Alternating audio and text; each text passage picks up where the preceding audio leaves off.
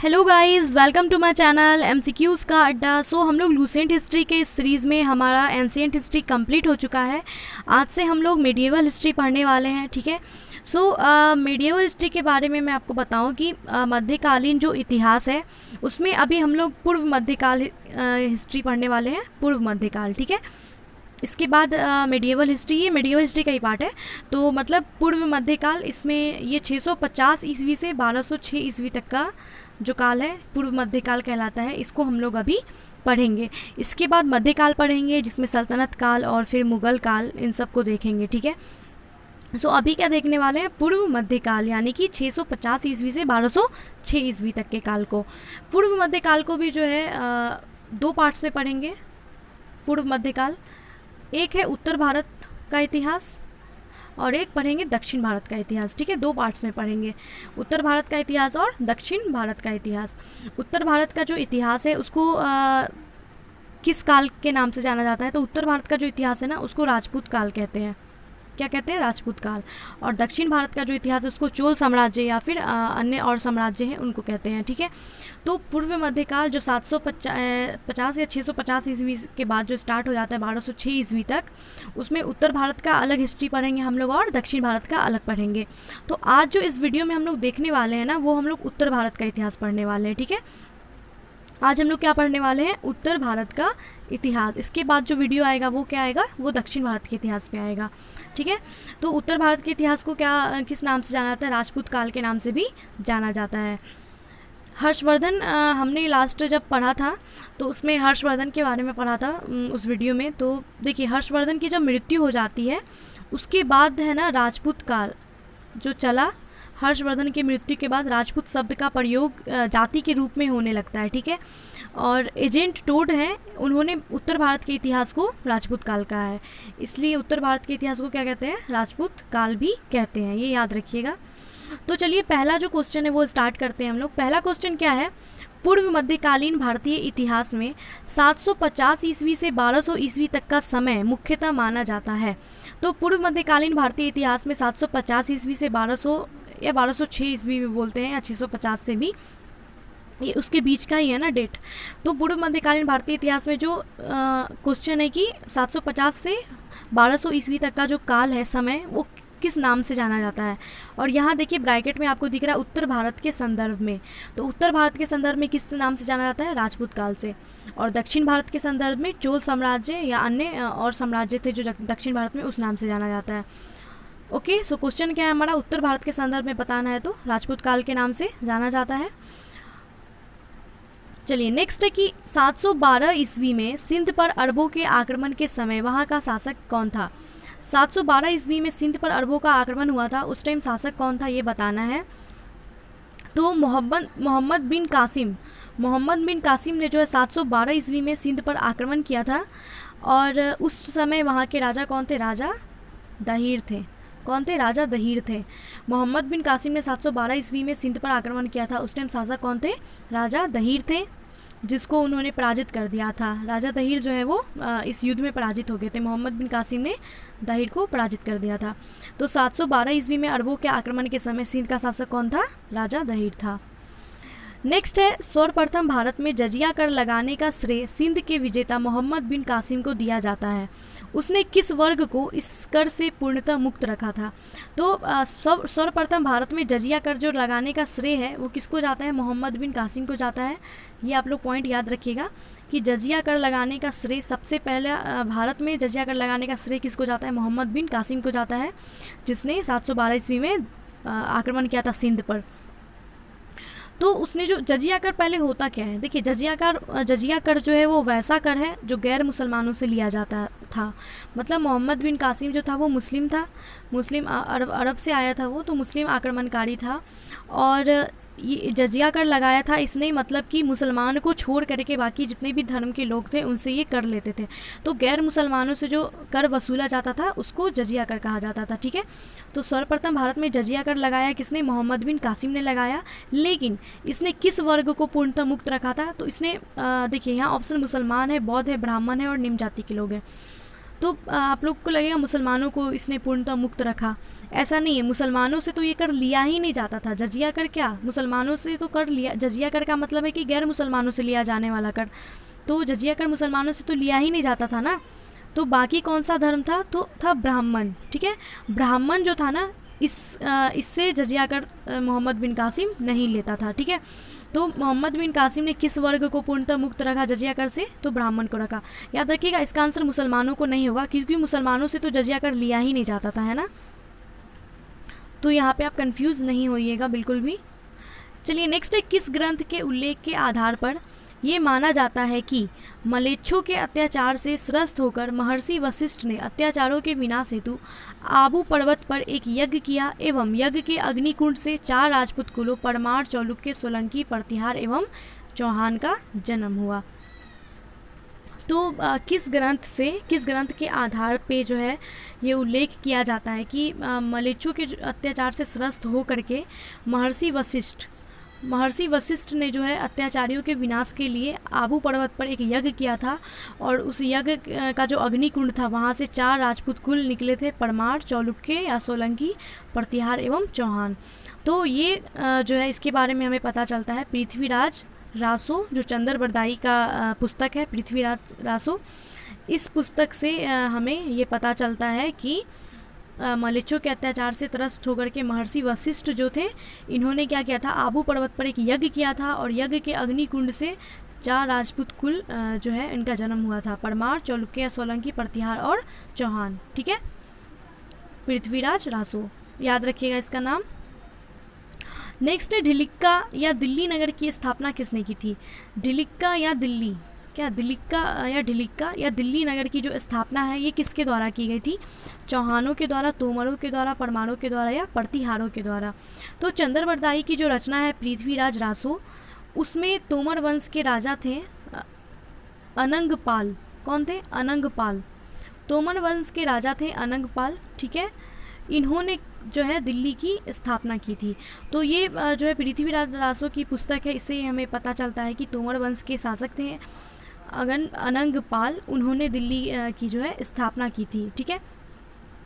और ये किस शिलालेख में पाया गया है, तो सर्वप्रथम जो है ये दिल्ली या दिल्ली का शब्द का जो प्रयोग है वो उदयपुर में प्राप्त शिलालेखों पर पाया गया है, दिल्ली शब्द का प्रयोग, ठीक है। लेकिन इसकी स्थापना किसने की थी, तोमरों ने की थी। तोमर में भी किसने किया था, तोमर वंश के राजा अनंगपाल ने किया था। एग्जैक्ट नाम अगर पूछ दे तो याद रखिएगा अनंगपाल, ठीक है। अनंगपाल ने दिल्ली की स्थापना की थी। वो कौन थे, तोमर राजवंश से संबंधित थे, और इसके बारे में पृथ्वीराज रासो में जो है बताया गया है, ये भी याद रखिएगा। नेक्स्ट है, उस शासक का नाम क्या है जिसने विजय स्तंभ का निर्माण कराया था। विजय स्तंभ का निर्माण कराने वाले शासक कौन थे, तो विजय स्तंभ का जो निर्माण कराया था ये राणा कुंभा ने कराया था। किसने कराया था, राणा कुंभा ने कराया था। विजय स्तंभ कहाँ पे है, विजय स्तंभ है राजस्थान के चित्तौड़ में। विजय स्तंभ कहाँ है, राजस्थान के चित्तौड़ में स्थित है। इसे मेवाड़ नरेश राणा कुंभा ने मालवा और गुजरात की सेनाओं पर विजय के स्मारक के रूप में बनवाया था। तो विजय स्तंभ किसने बनवाया था, राणा कुंभा ने बनवाया था, ओके। नेक्स्ट है, निम्नलिखित में भारत पर पहली बार आक्रमण करने वाला कौन था। भारत पर जो पहला आक्रमण हुआ था ये किसके द्वारा किया गया था, अरबों के द्वारा किया गया था 712 ईस्वी में। किसने किया था, मोहम्मद बिन कासिम ने किया था सिंध पर आक्रमण। तो पहला आक्रमण किसका था, अरबों का था। नेक्स्ट है, पृथ्वीराज रासो निम्नलिखित में से किसने लिखा है। पृथ्वीराज रासो किसकी रचना है, चंदर बरदाई की रचना है। ये काफ़ी फेमस और मतलब इंपॉर्टेंट क्वेश्चन एग्जाम्स में पूछते रहते हैं, तो ये याद रखिएगा। पृथ्वीराज रासो जो है वो चंदर बरदाई की रचना है। नेक्स्ट है, पूर्व मध्यकालीन भारत के शासक राजवंशों के साथ उनकी राजधानियों का मेल बैठा है। तो पूर्व मध्यकालीन भारत में जो शासक हुए, जो भी राजवंश थे, उनकी राजधानी कहाँ थी वो बताना है।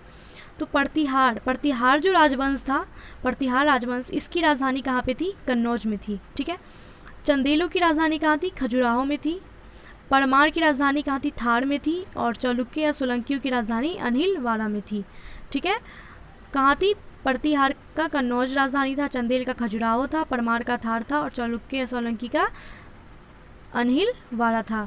सो ऑप्शन ए राइट होगा हमारा, ए का 1, बी का 2, सी का 3 and sorry option C right होगा हमारा, ए का 1, बी का 2, सी का 3 एंड डी का 4, ओके। चलिए नेक्स्ट है 1100 ईस्वी में निर्मित मंदिर जो भुवनेश्वर के अन्य मंदिरों पर प्रधानता रखता है, कौन सा है? तो 1100 ईस्वी में निर्मित मंदिर जो भुवनेश्वर के अन्य मंदिरों पर प्रधानता रखता है, कौन है? राजा रानी मंदिर, कंदरिया महादेव, त्रिभुवेश्वर, लिंगराज या मुक्तेश्वर। तो जो ये कौन सा मंदिर है जो भुवनेश्वर के अन्य मंदिरों पर प्रधानता रखता है, तो वो है त्रिभुवनेश्वर का लिंगराज मंदिर। लिंगराज जो मंदिर है ये कहाँ पे है? उड़ीसा की राजधानी भुवनेश्वर में स्थित है और ये जो है अन्य मंदिरों से ज़्यादा प्रधानता रखता है। त्रिभुवनेश्वर का लिंगराज जो मंदिर है ये कहाँ पे है? उड़ीसा की राजधानी भुवनेश्वर में स्थित है। नेक्स्ट है दिलवारा मंदिर कहाँ पर है? दिलवारा का जो मंदिर है ये कहाँ पर है? दिलवारा का मंदिर जो है ये जैन मंदिर है और ये राजस्थान में माउंट आबू पर निर्मित है। कहाँ पे? माउंट आबू पर निर्मित है दिलवारा का मंदिर और ये जैन मंदिर है, ठीक है। ये एक जैन मंदिर है जो कि राजस्थान के आबू पर्वत पर स्थित है। और इसका निर्माण किसने कराया था? दिलवारा मंदिर का निर्माण किसके द्वारा कराया गया था? विमल शाह के द्वारा कराया गया था। ये याद रखिएगा, विमल शाह के द्वारा दिलवारा मंदिर का निर्माण कराया गया था 1031 ईस्वी में। ओके, चलिए नेक्स्ट है खजुराहो स्थित मंदिरों का निर्माण किसने कराया है? तो खजुराहो मध्य प्रदेश के छतरपुर जिले में स्थित है। इसमें जो मंदिरों का निर्माण कराया गया ये किसके द्वारा कराया गया है? चंदेलों के द्वारा कराया गया है, ठीक है। नेक्स्ट है विजय स्तंभ कहाँ स्थित है? ये मैंने आपको बताया कि विजय स्तंभ जो है वो राजस्थान में स्थित है, जिसको राणा कुंभा ने बनवाया था। राजस्थान के चित्तौड़गढ़ में स्थित है विजय स्तंभ। नेक्स्ट है लिंगराज मंदिर की नींव किसने डाली थी? तो वो जो लिंगराज मंदिर है जो उड़ीसा की राजधानी भुवनेश्वर में है, इसकी नींव किसके द्वारा डाली गई थी? इसकी नींव डाली गई थी सोमवंशी राजा थे जजाति केसरी। ययाति केसरी यहाँ पे लिखा है, तो सोमवंशी राजा थे ययाति केसरी या जजाति केसरी कहीं कहीं पे लिखा होता है, उसके द्वारा जो है लिंगराज मंदिर की नींव डाली गई थी। दूसरा क्वेश्चन है नेक्स्ट कि सोमनाथ के मंदिर पर 1025 ईस्वी में महमूद गजनवी के आक्रमण के समय गुजरात का शासक कौन था? तो सोमनाथ के मंदिर पर महमूद गजनवी का आक्रमण हुआ था 1025 ईस्वी में। उस टाइम गुजरात का शासक कौन था? तो जब महमूद गजनवी ने आक्रमण किया था सोमनाथ मंदिर पर, उस टाइम शासक कौन था? भीमदेव प्रथम था, जो गुजरात के सोलंकी वंश के शासक थे। भीमदेव प्रथम थे गुजरात के शासक जब महमूद गजनवी ने आक्रमण किया था सोमनाथ के मंदिर पर। कब किया था ये? 1025 ईस्वी में। नेक्स्ट है हिंदू विधि पर एक पुस्तक मिताक्षरा किसने लिखा है? मिताक्षरा जो पुस्तक है हिंदू विधि पर, ये पुस्तक किसके द्वारा लिखा गया है? मिताक्षरा पुस्तक ये लिखा गया है विज्ञानेश्वर के द्वारा। ये संस्कृत भाषा में लिखा गया एक धर्मशास्त्र का प्रसिद्ध ग्रंथ है। किसने लिखा है? ये विज्ञानेश्वर ने लिखा है। नेक्स्ट है ब्लैक पगोड़ा कहाँ पे है? ब्लैक पगोड़ा कहाँ पे है? तो समुद्री यात्रा करने वाले जो लोग थे ना, वो एक समय ऐसा था जब समुद्री यात्रा करने वाले जो लोग थे वो कोणार्क के सूर्य मंदिर को ब्लैक पगोड़ा कहते थे। तो देखिए क्वेश्चन मतलब कैसे ब्लैक पगोड़ा तो पता ही नहीं किसको कहते हैं। तो ब्लैक पगोड़ा जो है वो कोणार्क के सूर्य मंदिर को कहा जाता है। तो ब्लैक पगोड़ा क्या है? वो कोणार्क में जो सूर्य मंदिर है ना वही है, ठीक है। चलिए नेक्स्ट है सूची 1 को सूची 2 से मिलाना है। राजवंश है और राजधानी है। चौहान या चाहवान वंश की राजधानी कहाँ है? अजमेर में थी चौहान वंश की राजधानी। गढ़वाल या राठौर इसकी कन्नौज में थी। गुहिलौत या सिसोदिया इसकी चित्तौड़ में थी। और कलचुरी या है वंश इसका त्रिपुरी में था राजधानी। तो ये याद रखने वाला क्वेश्चन है, इसको याद रखिएगा कि चौहानों की राजधानी अजमेर में थी, गढ़वाल की कन्नौज में थी, गुहिलौत या सिसोदिया इसकी चित्तौड़ में थी और कलचुरी या है यहाँ इसकी राजधानी कहाँ थी? त्रिपुरी थी। सो ऑप्शन ए राइट हो जाएगा। नेक्स्ट राजस्थान के इतिहास का प्रणेता किसे कहा जाता है? राजस्थान के इतिहास का प्रणेता किसको कहा जाता है? राजस्थान के इतिहास का प्रणेता या पिता कहते हैं वो कर्नल टाड को कहा जाता है। कर्नल टाड इन्होंने क्या किया था? 5 वर्ष तक ये राजस्थान के इतिहास के बारे में जो है सामग्री एकत्र किया इन्होंने और इंग्लैंड जाकर के 1829 ईस्वी में central and western Rajput state of India की रचना की थी, जिसमें सर्वप्रथम राजस्थान शब्द का प्रयोग किया गया था। तो राजस्थान के इतिहास का प्रणेता या पिता किसको कहा जाता है? कर्नल टाड को कहा जाता है। इनकी पुस्तक कौन सी है? Central and western Rajput state of India, ठीक है। Central and western Rajput state of India, जिसमें सर्वप्रथम राजस्थान शब्द का प्रयोग किया गया है। तो ये भी एक क्वेश्चन है कि कहीं पे अगर पूछ दिया जाए कि सर्वप्रथम राजस्थान शब्द का प्रयोग किसने किया था और कहाँ से पता चलता है, तो पहला जो प्रयोग था ये कर्नल टाट ने किया था और अपनी पुस्तक central and western Rajput state of India में किया था। ठीक है, नेक्स्ट है राजवंश और राज्य क्षेत्र। चौहानों का राज्य क्षेत्र कहाँ था? दिल्ली और अजमेर था। ठीक है, अजमेर राजधानी थी इनकी। प्रतिहार का कन्नौज था। परमार का मालवा था। चालुक्य सोलंकी का कठियावाड़ था। ये हमने पहले वाले क्वेश्चंस में भी देखा है। ठीक है, सो ऑप्शन ए राइट हो जाएगा। चलिए नेक्स्ट है, इसमें भी सूची 1 को सूची 2 से सुमेलित करना है। राजवंश और उसके राज्य क्षेत्र हैं। चंदेलों का राज्य क्षेत्र क्या था? जुजाक भुक्ति या बुंदेलखंड। बुंदेलखंड को जुजाक भुक्ति भी कहते हैं। चंदेलों का ये राज्य क्षेत्र था। कलचूड़ी का चेदी था। गढ़वाल या राठौड़ का कन्नौज था। गुहिलोत का मेवाड़ था। ठीक है, ऑप्शन ए राइट होगा। ये मिलाने वाला तो मतलब याद करना पड़ेगा आप लोगों को। ठीक है, यहाँ पे राजवंश है और उसके संस्थापक हैं, इसको मिलाना है। चौहान वंश के संस्थापक कौन थे? चौहान वंश के संस्थापक थे वासुदेव। परमार वंश के संस्थापक कौन थे? सियाक द्वितीय श्रीहर्ष जो थे, ये परमार वंश के संस्थापक थे। चालुक्य या सोलंकी वंश, इसके संस्थापक थे मूलराज प्रथम। चंदेलों के संस्थापक थे नन्नुक चंदेल। ठीक है, चंदेलों के संस्थापक कौन थे? नन्नुक चंदेल थे। सो ऑप्शन ए राइट हो जाएगा। ए का 1, बी का 2, सी का 3 और डी का 4। नेक्स्ट इसमें बताना है कि कौन सा सुमेलित नहीं है। राजवंश है और उसके संस्थापक है, कौन सा जो है वो सुमेलित नहीं? तो हमने भी पढ़ा चंदेल के जो संस्थापक थे वो नन्नुक चंदेल थे, ये तो सही है। कलचूड़ी के कौन थे? कोक्कल प्रथम थे, ये भी सही है। गढ़वाल के चंद्रदेव थे, ये भी सही है। राष्ट्रकूट जो राजवंश था इसके संस्थापक थे दंती दुर्ग। कौन थे? दंती दुर्ग थे इसके संस्थापक, ना कि विजयालय थे।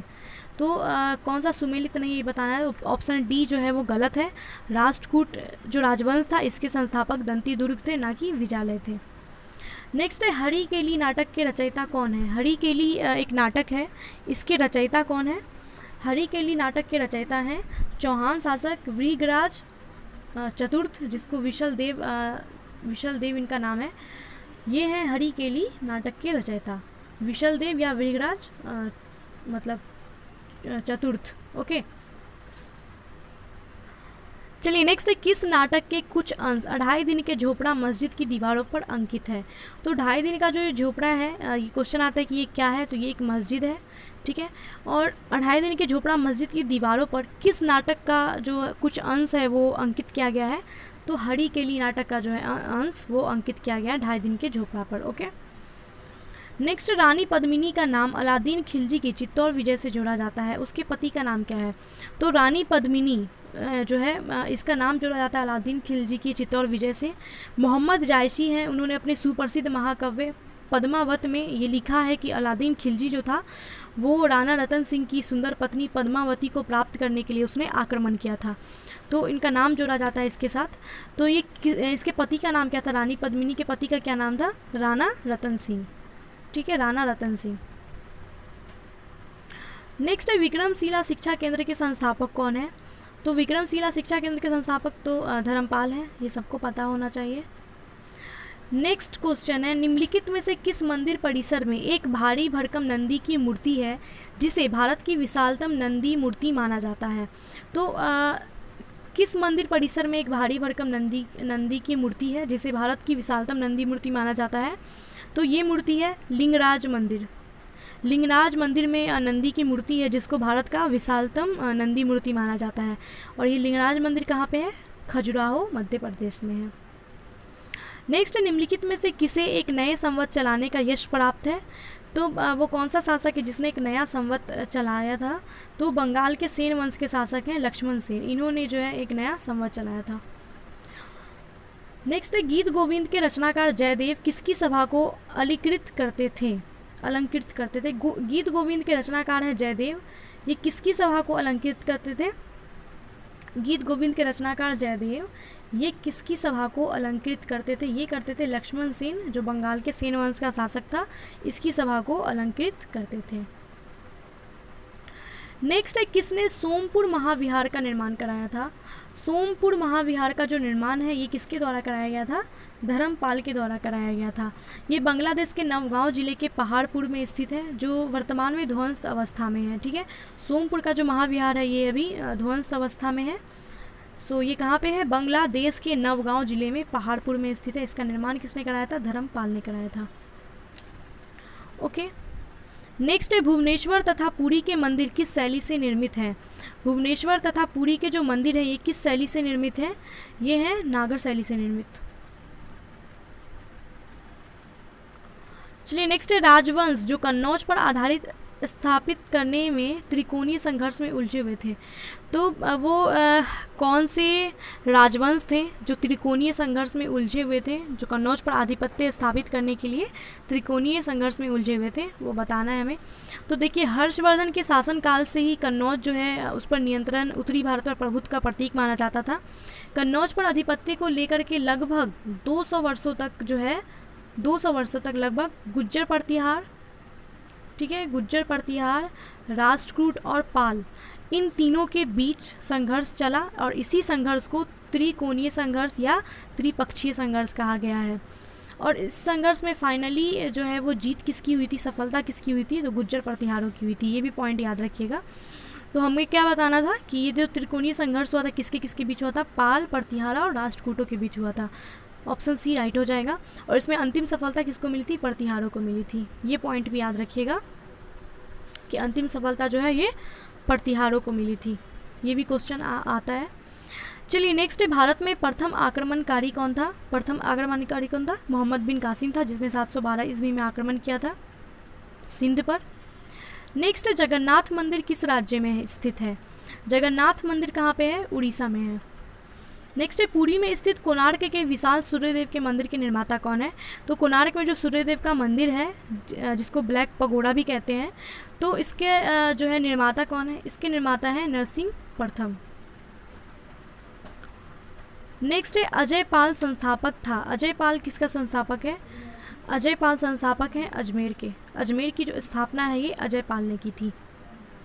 नेक्स्ट है, निम्नलिखित में से कौन कवि राज के नाम से विख्यात है? कवि राज के नाम से विख्यात है भोज परमार। अच्छा, चलिए कमेंट में आपको बताना कि कवि राज के नाम से और कौन शासक है जो विख्यात है। मैंने पढ़ाया हुआ है आपको एंशिएंट हिस्ट्री में, तो अगर याद है तो कमेंट में बताइएगा। नेक्स्ट है, भोज परमार के द्वारा रचित कौन कौन सा पुस्तक है? भोज परमार, जिसको कवि राज के नाम से जो विख्यात है, उसके द्वारा पुस्तक जो रचित किया गया था उसमें कौन कौन सा पुस्तक है? सम्रांगण सूत्रधार, ये पुस्तक भोज परमार के द्वारा रचित है। सरस्वती कंठाभारण, ये भी भोज परमार के द्वारा रचित है। योग सूत्रवृत्ति, ये भी जो है भोज परमार के द्वारा रचित है। और आयुर्वेद सर्वस्व, ये जो चारों ही पुस्तक हैं 1, 2, 3 और 4, ये भोज परमार के द्वारा रचित पुस्तक हैं। ठीक है, नेक्स्ट है क्वेश्चन, सम्रांगण सूत्रधार का विषय क्या है? तो सम्रांगण सूत्रधार जो भोज परमार के द्वारा रचित किया गया है, इस पुस्तक का विषय क्या है? इस पुस्तक का विषय है स्थापत्य शास्त्र। नेक्स्ट है, उसकी मृत्यु से धारा नगरी, विद्या और विद्वान तीनों ही निराशित हो गए। अद्यधारा, निराधारा, विरामलंबा, सरस्वती, पंडिता, खंडिता, सर्वे भोजराजे दिवंगते, ये उक्ति किस शासक के संबंध में?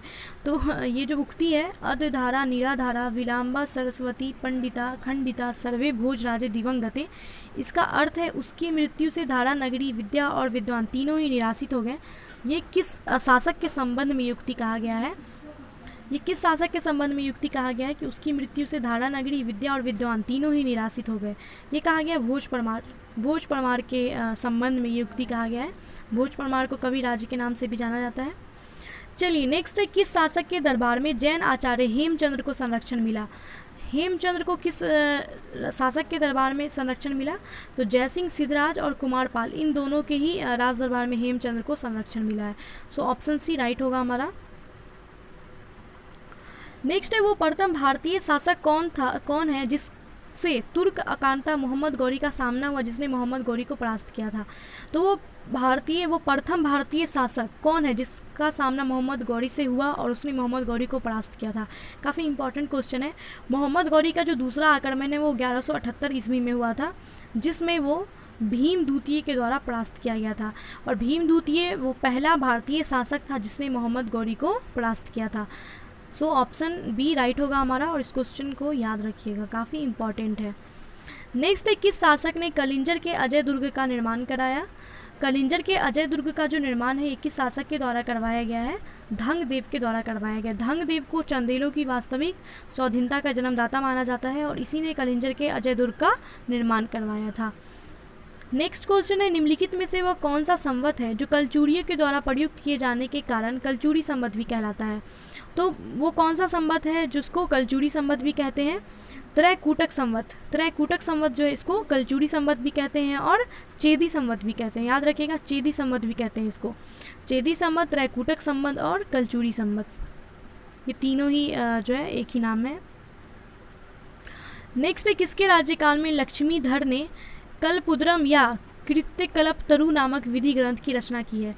तो कल्पद्रुम या फिर कृत्यकल्पतरु और कल्पद्रुम जो ये विधि है इसकी रचना लक्ष्मीधर ने की है।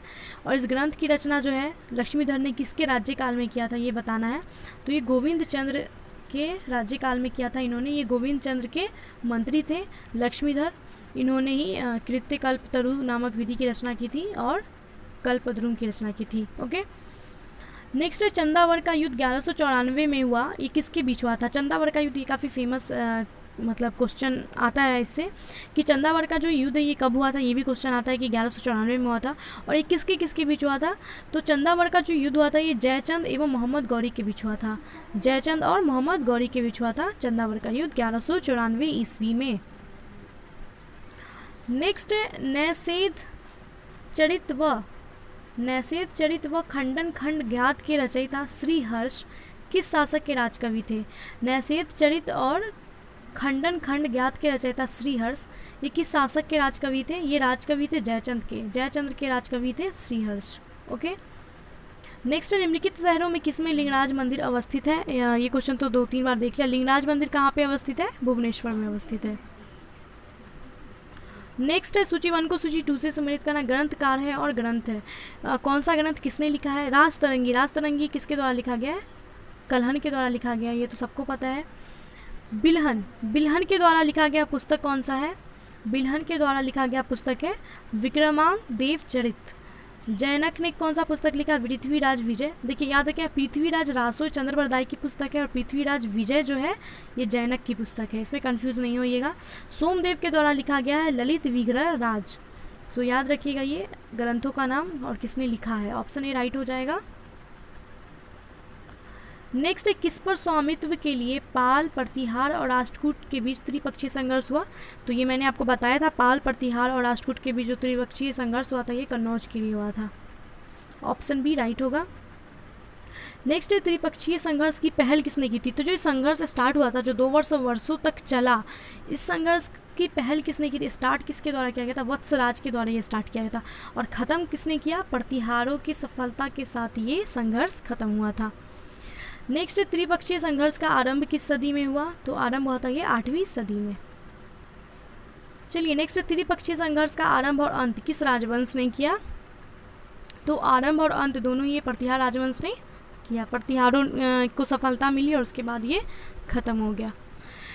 चलिए नेक्स्ट, त्रिपक्षीय संघर्ष। देखिए कितना क्वेश्चन है त्रिपक्षीय संघर्ष से रिलेटेड। त्रिपक्षीय संघर्ष में भाग लेकर उत्तर भारत की राजनीति में हस्तक्षेप करने वाली और दक्षिण भारत से उत्तर पर आक्रमण करने वाली दक्षिण की प्रथम शक्ति कौन थे?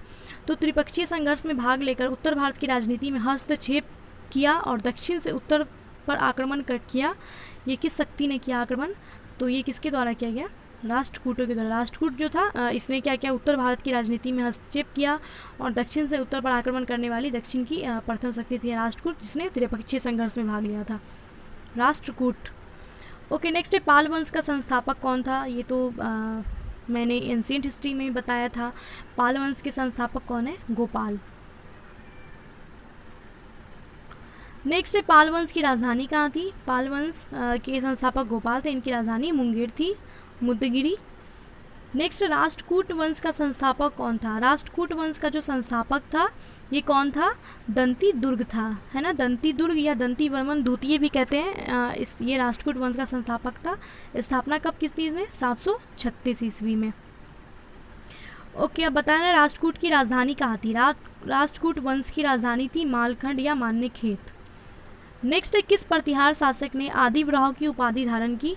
आदिवराह की उपाधि धारण की थी मिहिर भोज ने। ये सब वन लाइनर क्वेश्चंस है, इनको मतलब रट्टा मारना पड़ेगा, आपको प्रैक्टिस करना पड़ेगा, 2-3 बार पढ़ना पड़ेगा तब याद हो जाएगा। नेक्स्ट है किस विदेशी यात्री ने गुज्जर प्रतिहार वंश को अल गुजर या एवं इस वंश के शासकों को बौड़ा कहकर पुकारा है? तो गुज्जर प्रतिहार वंश को अल गुजर और इस वंश के शासक को बौड़ा कहकर किस विदेशी यात्री ने पुकारा है? तो ये अल मसूदी ये अरब का विद्वान था जिसने प्रतिहार वंश के शासकों को जो है बौड़ा कहा और प्रतिहार वंश को अल गुजर कहा था।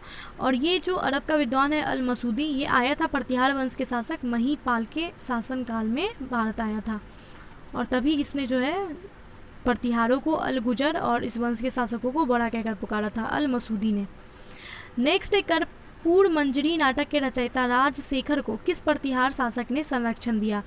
तो कर्पूर मंजरी नाटक है, इसके रचयिता कौन है? पहला क्वेश्चन राजशेखर है। और इसको किस प्रतिहार शासक ने संरक्षण दिया? राजशेखर को संरक्षण दिया महेंद्रपाल प्रथम ने। नेक्स्ट है प्रतिहार स्वयं को डैश का वंशज मानते थे जो राम के प्रतिहार अर्थात द्वारपाल थे? तो प्रतिहार जो थे, प्रतिहार राजवंश के शासक जो थे प्रतिहार लोग, वो खुद को किसका वंशज मानते थे? लक्ष्मण का वंशज मानते थे, जो राम के भाई हैं लक्ष्मण, इनका वंशज मानते थे खुद को प्रतिहार। चलिए नेक्स्ट है 750 ईस्वी में बंगाल के पाल वंश की स्थापना करने वाले गोपाल ऐसे शासक थे जिन्हें, तो 750 ईस्वी में बंगाल के पाल वंश की स्थापना किसने की थी? गोपाल ने की थी। तो गोपाल जो थे वो ऐसे शासक थे जिन्हें सामंती सरदारों ने चुना था। मतलब गोपाल जो है वो किसी राजा के या फिर इनका किसी वैसे इससे संबंध नहीं था कि राजा के पुत्र हैं या कुछ भी, इनको सामंती सरदारों ने मिलकर के गोपाल को चुना था और इन्होंने पाल वंश की स्थापना की थी। ठीक है, सो ऑप्शन सी राइट होगा, इसको याद रखिएगा। नेक्स्ट है किस पाल शासक को गुजराती कवि सोडल ने उत्तरापथ स्वामीन कहा है? तो गुजराती कवि हैं सोडल, इसने उत्तरापथ स्वामीन किस पाल शासक को कहा है? धर्मपाल को कहा है। ठीक है, धर्मपाल को उत्तरापथ स्वामीन कहा गया है गुजरात कवि गोटढल के द्वारा। नेक्स्ट है 9वीं सदी में भारत आए अरब यात्री सुलेमान ने किस साम्राज्य को रूहमा कहकर संबोधित किया है? तो 9वीं सदी में भारत आए अरब यात्री सुलेमान ने रूहमा कहकर किस साम्राज्य को संबोधित किया है? रूहमा कहकर संबोधित किया है पाल को, पाल वंश को जो है रूहमा कहकर संबोधित किया है किसने? अरब यात्री सुलेमान ने। नेक्स्ट है हिंदू विधि की एक प्रसिद्ध पुस्तक दाय भाग के रचयिता कौन थे? दाय भाग जो कि एक हिंदू विधि की प्रसिद्ध पुस्तक है, इसके रचयिता कौन थे? जिमूत वाहन थे। जिमूत वाहन दाय भाग के रचयिता थे। दाय भाग का शाब्दिक अर्थ क्या होता है? पैतृक धन का विभाग। ठीक है, दाय भाग का मतलब पैतृक धन का विभाग, इसके रचयिता कौन थे? जिमूत वाहन। नेक्स्ट है रामचरित की रचना किसने की है? रामचरित। ठीक है, रामचरित की जो है रचना ये की गई है संध्याकर नंदी के द्वारा। संध्याकर नंदी के द्वारा रामचरित की स्थापना की गई है। इस पुस्तक में रामपाल को पाल वंश का अंतिम शासक बताया गया है। पाल वंश का अंतिम शासक किसको बताया गया है? रामपाल को बताया गया है। चलिए नेक्स्ट है पाल वंश के पतन के बाद बंगाल का राजनीतिक नेतृत्व प्रदान किया। पाल वंश का जो पतन जब हो गया तो बंगाल का राजनीतिक नेतृत्व किसने प्रदान किया? सेन वंश ने प्रदान किया। सेन वंश का संस्थापक कौन था? सामंत सेन था।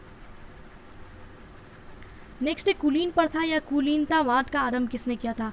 कुलीनतावाद या कुलीन प्रथा जो है इसका आरंभ किया गया बल्लाल सेन के द्वारा। स्मृति ग्रंथ दान सागर एवं ज्योतिष ग्रंथ अद्भुत सागर की रचना किसने की है? दान सागर जो स्मृति ग्रंथ है और अद्भुत सागर जो ज्योतिष ग्रंथ है, इसकी रचना की गई है बल्लाल सेन के द्वारा, जिसने कुलीन प्रथा आरंभ किया था। नेक्स्ट है कश्मीर पर लगभग 50 वर्षों तक शासन करने वाली रानी दिद्दा मूल रूप से किस वंश की राजकुमारी थी? तो कश्मीर पर पहला तो ये है कि कश्मीर की जो पहली महिला शासक थी, जो पहली महिला शासक थी वो थी दिद्दा। दिद्दा कश्मीर की पहली महिला शासक थी और इसने 50 वर्षों तक कश्मीर पर शासन किया था। तो ये दिद्दा जो थी वो किस वंश की राजकुमारी थी? तो ये थी लोहार वंश की राजकुमारी। नेक्स्ट है, कायस्थों का एक जाति के रूप में प्रथम उल्लेख कहाँ पर मिलता है? कायस्थों का एक जाति के रूप में प्रथम उल्लेख कहाँ पे मिलता है, ये बताना है। तो देखिए, कायस्थों का जो सर्वप्रथम उल्लेख मिला है ये मिलता है हमें याज्ञवल्क्य स्मृति से। पहला जो उल्लेख मिलता है कायस्थों का वो मिलता है याज्ञवल्क्य स्मृति से, लेकिन जाति के रूप में जो उल्लेख मिलता है पहला वो मिलता है हमें ओसनम स्मृति से। तो यहाँ पे कंफ्यूज बिल्कुल मत होइएगा, क्वेश्चन ध्यान से पढ़ के तभी टिक कीजिएगा कि कायस्थों का जो प्रथम उल्लेख हुआ ये याज्ञवल्क्य स्मृति में हुआ और जाति के रूप में जो प्रथम उल्लेख हुआ वो ओसनम स्मृति में हुआ। ठीक है, तो क्वेश्चन हमारा क्या है, जाति के रूप में पूछ रहा है ना, तो ओसनम स्मृति इसका आंसर हो जाएगा।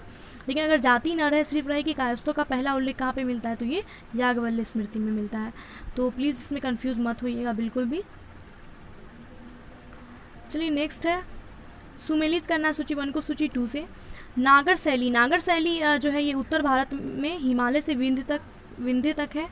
बेसर शैली विंध्य से कृष्णा तक फैला है और द्रविड़ शैली जो है वो कृष्णा से दक्षिण में कन्याकुमारी तक फैला है। ठीक है, सो ऑप्शन ए राइट हो जाएगा, ए का 1, बी का 2 और सी का 3। नागर शैली कहाँ से कहाँ तक फैला? उत्तरी भारत में हिमालय से लेकर विंध्य तक, बेसर शैली विंध्य से कृष्णा तक और द्रविड़ शैली कृष्णा से कन्याकुमारी तक। नेक्स्ट है, हिंदुओं में यह दृढ़ विश्वास है कि अन्य कोई देश उनके देश जैसा श्रेष्ठ नहीं है, कोई राजा उसके राजा के समान नहीं है, उसके शास्त्रों के समान कोई शास्त्र नहीं है। ये उक्ति किसकी है? तो ये जो उक्ति है किसने कहा है कि हिंदुओं में यह दृढ़ विश्वास है कि उनके देश के जैसा कोई श्रेष्ठ देश नहीं है, उनके राजा के जैसा कोई राजा नहीं है, उनके शास्त्र के जैसा कोई शास्त्र नहीं है। तो ये उक्ति है अल-बिरूनी की। किसकी उक्ति है? अल-बिरूनी की उक्ति है ये। नेक्स्ट है, मंदिर है और उसके निर्माता हैं और मिलान करना है। लिंगराज मंदिर जो भुवनेश्वर में है इसके निर्माता कौन है? लिंगराज मंदिर के निर्माता हैं केसरी नरेश। जगन्नाथ मंदिर जो पुरी में है इसके निर्माता कौन है? अनंत वर्मा है। सूर्य मंदिर कोणार्क ये नरसिंह देव, ये तो हमने पढ़ा है नरसिंह देव, तो इन दोनों को भी याद रखिएगा। ऑप्शन ये राइट हो जाएगा, ए का 1, बी का 2 और सी का 3। नेक्स्ट है, गुज्जर प्रतिहार के उज्जैनी शाखा का संस्थापक कौन था? गुज्जर प्रतिहार के उज्जैनी शाखा, ठीक है, उज्जैनी शाखा का जो संस्थापक था वो कौन था? नागभट्ट प्रथम था। नेक्स्ट है, खजुराहो के मंदिर का संबंध किससे है? तो खजुराहो का जो मंदिर है उसका संबंध शैव संप्रदाय, वैष्णव संप्रदाय और जैन संप्रदाय, इन तीनों से ही है।